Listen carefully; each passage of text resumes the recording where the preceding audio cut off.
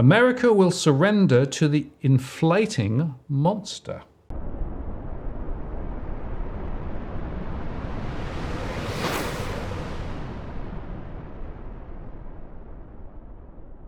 Martin North, John Adams, in the interest of the people. Hello, John. Well, we're at a turning point, aren't we? Potentially. Yes. So over the last probably 6 weeks to 2 months, we've been talking about how we're going to get to this real crunch point of this decision between inflation versus saving the economy from recession and a potential financial crisis. So now, obviously, one of the critical aspects now as we move forward is what the Americans are going to do, and so we're going to talk about how America is going to surrender. Probably it will be hard to say. I mean, I think you've said 3 months. I think it's going to be less than 3 months. They're going to surrender to this inflation monster because the choices that they have are quite stark. And we have some new information about the United States that we're going to cover today. Yeah, and I guess it's worth highlighting again this dilemma between trying to keep inflation down and dealing with the issue of a failing economy. A failing economy may be financial markets down, property markets down, etc., etc. So that's the dilemma that the central banks are facing. So I've got a bit of a collage. So if we can just put slide 2 on the screen, just to give our audience a bit of a flavour as to the journey over the last almost 2 years in terms of Jerome Powell. And so he has consistently got everything wrong. And so we can go back to August of 2020 when they were just rolling out the extraordinary stimulus. And he said that they would be targeting inflation above 2%. So inflation would be in control. And obviously at that point, inflation was below 2%, and he was concerned about that. So he wanted to say, well, we need to get inflation above 2% so we can try to generate growth again. And then when we get to April of last year, inflation was starting to surge, and you and I did a few shows about stagflation, both in 2020, but also in early 2021, we talked about accelerated stagflation under the Biden administration. And then when that inflation was coming through, they said that was transitory inflation. Then by December of last year, they had to basically admit that it wasn't transitory, it was more permanent. And then as they've been raising rates since March, they've been shooting down any risk in terms of the US going into recession. And so on the 16th of June, this is being reported by the Financial Review. Basically, the US, which was done 2 weeks ago, you've got Jerome Powell saying shooting down any US recession predictions. And only a couple of days ago did Powell, and this is again reported by Bloomberg, Powell says Fed can avert recession.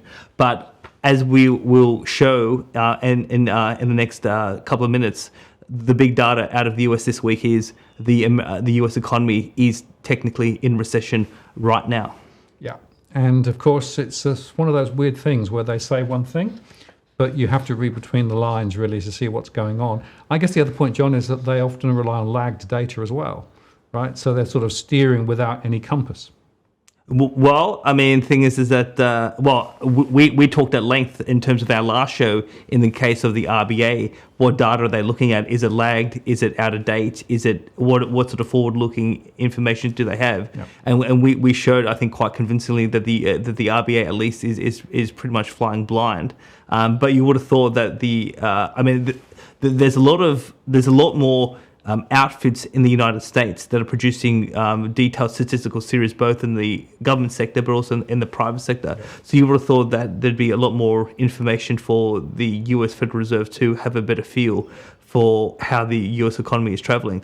But all right, Martin. If we can go to slide 3. So the really important aspect, Martin, is just for our audience to understand is in the first quarter of calendar year 2022, the US economy shrank by 1.6%. And now we have the Atlanta Fed. So the US Federal Reserve has several branches across the United States. So the Atlanta Fed branch, they track GDP and they come up with a forecast. And so the latest forecast that came out on the 1st of July was that GDP for the second quarter will come in at 2.1%. Now, we'll have to wait a couple of weeks for the official figure to come out, but obviously they're forecasting that that the U.S. economy is shrinking and is shrinking at a faster rate compared to the first quarter. And what's really driving the dynamics in the second quarter is weak consumption growth and basically what they call real gross private domestic investment has shrunk, an estimated shrinking by 15.2%. So domestic investment is going through the floor under the Biden administration, and that's a continuing feature right throughout the last 6 months. And as they raise interest rates in particular, the US consumer is spending less, particularly when you combine that in terms of the inflation. So when you think about your own data set in the Australian context of in terms of cost of living, coupled with these rising interest rates, that's why your mortgage stress just hit an all-time high in terms of your data in terms of last week. So we're seeing the same sort of dynamics in America, and so when we see the official statistic come out, probably in the next 2 weeks, we will have the official confirmation that the US economy is already in recession. But the fact that the US Federal Reserve, its own people, its own models, are now saying that the second quarter is shrinking at a faster rate, that is a very significant aspect. That's a very significant fact. And so we now go into July, Martin, and the US Federal Reserve will next meet on the 26th and 27th of July. And we have a prospect of the US Federal Reserve potentially raising interest rates in a recession, and that doesn't happen all the time. When we start to think of, well, how will this play out here in 2022? I think there's a couple of really critical factors that we need to consider in terms of why I think they're going to surrender to inflation. So the first one is we have no confirmation as to when inflation will peak.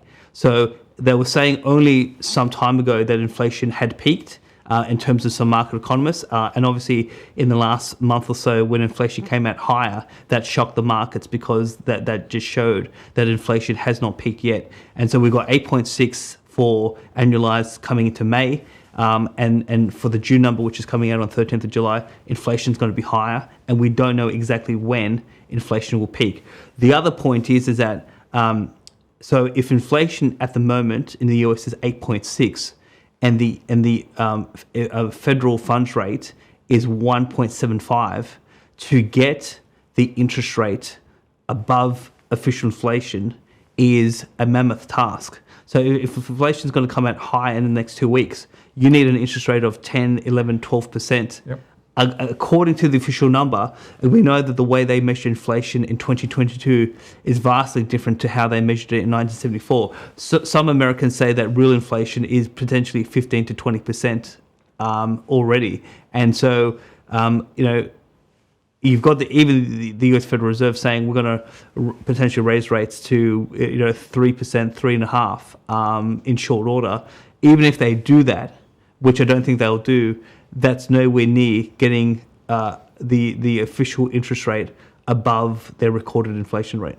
The one other big difference, Martin, is how much debt America is in. So if we can put slide 9 on the screen. So I was able to find this through a bit of a internet search, but basically an economic outfit in the US have combined public and private sector debt and compared it to GDP. And so around 1974, total debt in the US economy to GDP was at around 150%.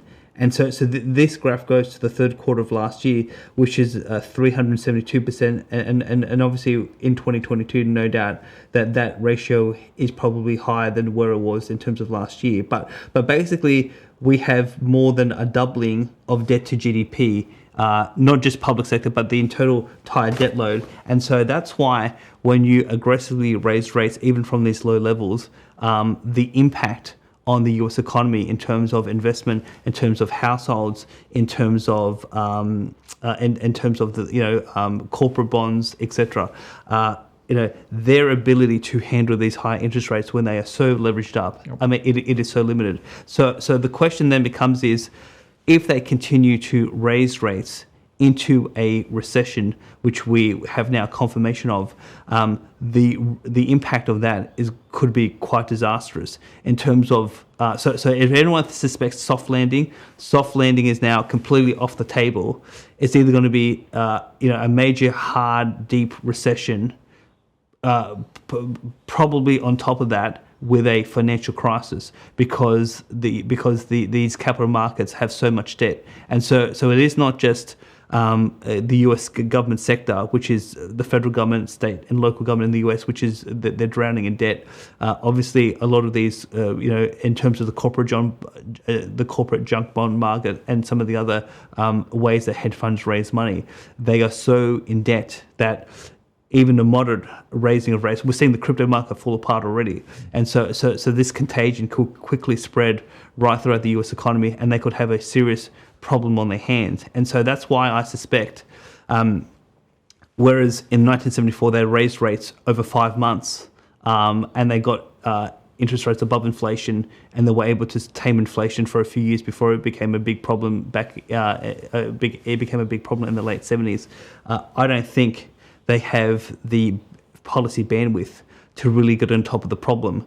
And obviously, the one really interesting dilemmas in the US context, as we head into this next round of decision making, is we have a US midterm election coming up in November, and there'll be a real question as to, do we fight inflation, or do we potentially push not only do we push the economy into recession, do we really drive unemployment a lot higher, and what is the bigger political cost? So there's a big, again, I mean, a lot of people like to think about this in terms of economics, but a lot of this comes down to political decisions, and I think we'll be seeing the US Federal Reserve joining the Bank of England, the ECB, and the Bank of Japan very soon, and surrender to inflation.